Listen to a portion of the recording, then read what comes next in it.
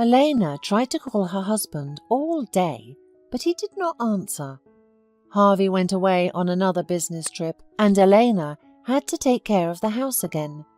The absence of her husband from home had become a norm, to which the woman could not get used to. But this time their son Philip got sick. He had a high fever which was very difficult to bring down, and Elena more than ever needed help. Tired of listening to the endless long beeps, Elena rushed to her son. Philip was asleep, and the woman affectionately stroked her son on the head. Suddenly the phone rang, and Elena quickly jumped out into the next room so as not to wake her son with the conversation. "Harvey, why aren't you answering the phone? Are you not interested in how we are here without you at all? Philip is sick." "Well, don't start. You know I have had a lot of work to do. I can't just drop everything and stay home with you. Don't you understand?" resented the spouse. The woman sighed heavily and asked when he would arrive, but he only briefly replied that soon and hung up. He came only a couple of days later, but not a week later he left again on a business trip. One day Elena was returning from the grocery store and met Sasha, Harvey's colleague, with whom she was well acquainted. "Sasha, when will this end? Harvey doesn't get out of business trips. Is there no one else to send?" "Maybe there are unmarried, childless employees in your company." "Harvey left again, although he recently had returned from a business trip," complained Elena. "Elena, what business trips are you talking about? Nobody goes on business trips in our company, and Harvey is at work. I saw him myself this morning," surprisingly replied Sasha. Elena was stunned. She took her purchases home, and then at the end of the day she called a cab and went to work to her husband. Hidden behind the tinted glass of the car, she was watching from a distance as her husband came out with some spectacular beauty, opened the door of his car in front of her, and drove in the direction opposite to their home. All night long Elena could not sleep, thinking about how mean her husband had been to her. She could not understand why he had betrayed her and chosen another woman over her. When Harvey returned, Elena greeted him with a question. "Why did you come back so early this time? Maybe because you're a great professional, or perhaps because you have been lying to me all this time." "Well, how quickly you figured it out," answered Harvey sneeringly. "So that's even better. Pack your things and get out of here. I'm tired of your hysterics, and I'm tired of meeting Monica in hotels too." Elena felt herself bursting with pain and resentment, but she tried to restrain herself and simply said that she would leave, but with Philip. Her spouse's response stunned her. "Sure, take him with you. No one is going to mess with him here. Did you ask me when you were intending to get pregnant? No. So now you should babysit him yourself," grinned Harvey. "That's it. Monica will arrive in an hour, so there should not even be a reminder of you by that time." "But where will we go?" said Elena, and couldn't hold back her tears. "It's night and our son is still weak after his illness." "I don't care, and keep in mind, I won't tolerate any tantrums," coldly replied Harvey. So Elena found herself on the street with her little son. She tried to call her friend Carol, but she did not answer. Anyway, Elena decided to go to her, and only when she was already near her apartment building, Carol called and said that she would come only tomorrow, since she was staying overnight at her parents'. Elena began to think that it was necessary to find at least a hotel, but then the phone pitifully beeped and, finally discharged, turned off. The woman sat down on the bench near the entryway in despair.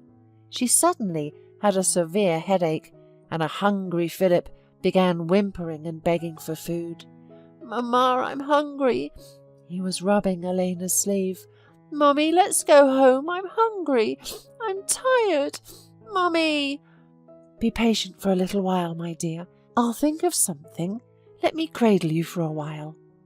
The little boy climbed into her lap, snuggled up to her shoulder, but after a minute he started crying again and begging to go home. Thomas parked his car and headed for the entrance. He heard a woman and a baby talking and could not pass by. He said hello and asked if they needed help. "No, thank you, we don't need anything." Elena shook her head. "But maybe you know where I can get some food around here at this time?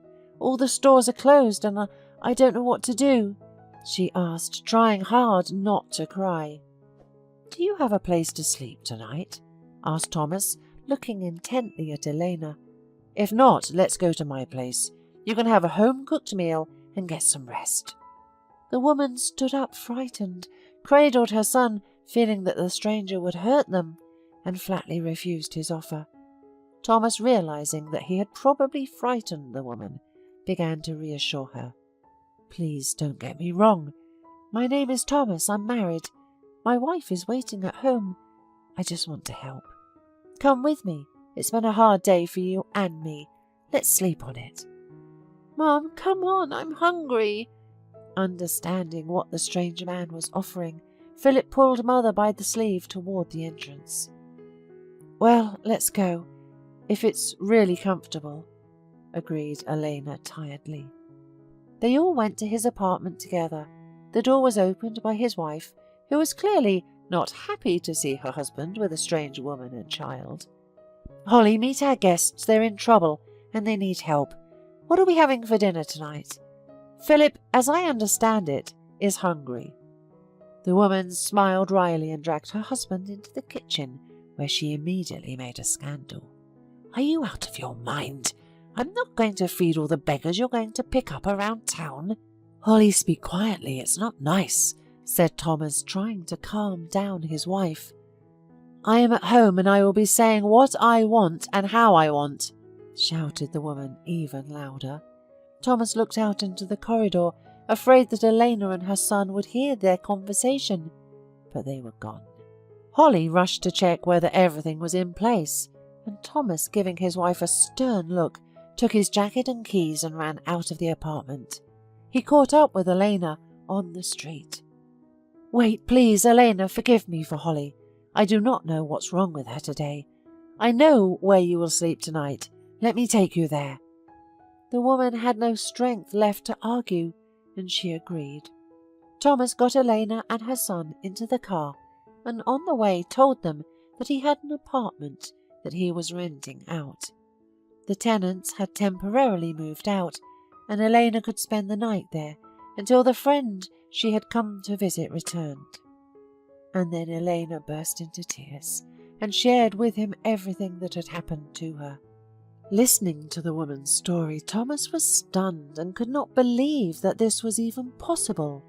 He was quiet for a while and then said, "You can live in the apartment as long as you need, and don't worry, everything will be fine."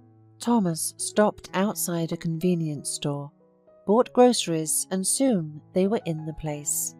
After a hearty meal, when Philip was already asleep, Elena closed the door behind Thomas and cried again, but already from gratitude to this kind and sympathetic man. Meanwhile, a scandal with his wife was waiting for Thomas at home again, and in the morning, Holly, willing to teach her spouse a lesson, went to her mother. But the effect was the opposite. For the first time in a long time, Thomas felt free. He had been tired of Holly's tantrums for a long time, and now finally realized that he and his wife were just putting up with each other and living out of habit. The next day the man stopped by Elena with huge bags from the supermarket. The woman invited him in, and just then Philip ran out of the room. "Hey, kiddo," smiled Thomas. "Look what I've brought you," he said, and handed Philip a big bag of presents. The boy looked into the package and happily disappeared into the room with it, but he immediately returned. Dragging the bag behind him, he ran up to Thomas and, looking up at him, said, "Thank you, dear sir," and ran away again with the gifts. The adults laughed. "Thomas, you shouldn't have done that," blushed Elena. "What's a child going to do here without toys?" "So there's nothing wrong with that," laughed Thomas in response and shrugged his shoulders. Not knowing how else to thank him for what he had done for them, Elena invited him for tea. "You know, I always wanted children, but my wife refused. I grew up in a big family. I have 5 brothers and many nephews, so it's so much fun and easy for me with kids," confessed Thomas. "Well, with Philip, you can forget about peace and quiet," laughed Elena. As if in confirmation of his mother's words, Philip immediately appeared and pulled Thomas with him into the living room to show him the tower he had built. Thomas played with the boy for over an hour, and Elena, watching how well he interacted with Philip, was very surprised because Harvey had never paid so much attention to his son. She was writing articles for magazines on her old laptop. After she went on maternity leave, she was offered to work remotely, and with the illness of her son, she fell off the schedule a little, and now she was catching up. Thomas came to visit them almost every day, and Philip missed him very much when he didn't show up for a long time. One day the man came late in the evening and said he had filled out a divorce with his wife. "I'm tired of scandals and the shouting," he explained, and picking up Philip, who had run up to him, tossed the boy up. "I want to play with Philip instead." The little boy was laughing with delight, and Thomas suddenly turned to Elena and asked seriously, "Will you take me into your family?" "Yes," answered instead of his mother Philip, who almost couldn't breathe from laughter and joy, while Elena leaned her head against the wall, smiling embarrassed. After getting a divorce, Elena and Thomas got married, and soon Philip had a little sister. 10 years passed. One day, Elena drove her new car, a gift from Thomas for their wedding anniversary, into a gas station. Rolling down the window, she handed the unkempt-looking gas station attendant a few bills and asked for a full tank of gas. Elena stared at the man, not believing her eyes. It was Harvey, but he did not recognize his ex-wife, and gratefully took the money and bustled around the expensive car. In the evening, Elena called the same Sasha and found out the news about Harvey. It turns out that several years ago, Monica persuaded him to sell his apartment and move in with her. With the proceeds, he bought her an expensive car. They went on several expensive journeys. After that, Monica found another man and left him. Thus Harvey was left on the street. Unable to withstand the hardships, he began to drink, was fired, and since then he has been living in a storage unit at the gas station where he worked. Elena hung up the phone and thought about his fate.